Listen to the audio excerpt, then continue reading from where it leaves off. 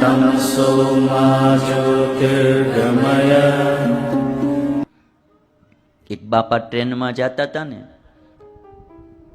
એમાં એ ડબ્બામાં એક ટીસીને પાકીટ જડ્યું. એટલે પૂછ્યું કે ભાઈ આ કોનું પાકીટ છે, નિશાની આપીને. બહુ પ્રામાણિક હતો ટીસી. એટલે કીધું કે ભાઈ પાકીટ જડ્યું છે, મને નિશાની આપીને લઈ લો. તો બધા નિશાની આપે કે ભાઈ એમાં થોડાક રૂપિયા છે. તે ટીસી કે ભાઈ પાકીટમાં જ રૂપિયા જ હોય ને બીજું શું હોય?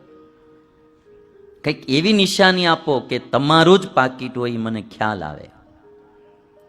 એમાં એક બાપાએ એવું કીધું કે એમાં થોડાક રૂપિયા તો છે, પણ સાથે એમાં એક ભગવાન કૃષ્ણનો નાનો ફોટો છે.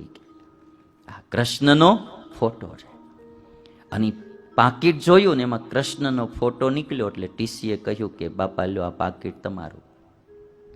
ટીસી બેઠા બાપા પાસે ને કહે છે બાપા, તમારા પાકીટમાં નહીં તમારી પત્નીનો ફોટો, નહીં તમારો ફોટો, નહીં તમારા છોકરાનો ફોટો, કોઈનો ફોટો નહીં, તમે આ ભગવાનનો ફોટો કેમ રાખ્યો? બાપા કે સાહેબ થોડો સમય હોય તો વાત કરું.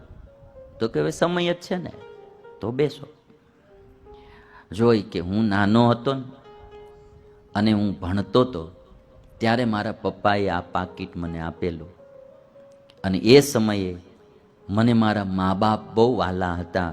એટલે સૌથી પહેલાં મેં આ પાકીટમાં મારા મા બાપનો ફોટો રાખેલો. અને પછી ભણતા ભણતા હું કોલેજમાં આવ્યો ને ધીરે ધીરે યુવાન બન્યો. અરીસામાં જોઉં તો હું જ મને બહુ સારો લાગતો ને રૂપાળો લાગતો. એટલે પછી મેં મારા મા બાપનો ફોટો કાઢીને મારો ફોટો એમાં મૂક્યો. અને પછી થોડાક દિવસ ગયા, મારા લગ્ન થયા. એટલે પછી મેં મારો ફોટો કાઢીને, મને મારી પત્ની બહુ વાલી લાગતી હતી એટલે મેં મારી પત્નીનો ફોટો એમાં રાખ્યો. અને પછી અમારે ધીરે ધીરે 2 દીકરા થયા. અને પછી પત્ની કરતાં દીકરા વધારે વાલા લાગતા હતા એટલે મેં પત્નીનો ફોટો કાઢીને દીકરાનો ફોટો રાખ્યો. ધીરે ધીરે પછી મા બાપ તો આ લોક છોડીને જતા રહ્યા. સમય જતાં મારી પત્ની પણ મૃત્યુ પામી. મારા છોકરાઓ હતા એ 2 નોખા થઈ ગયા.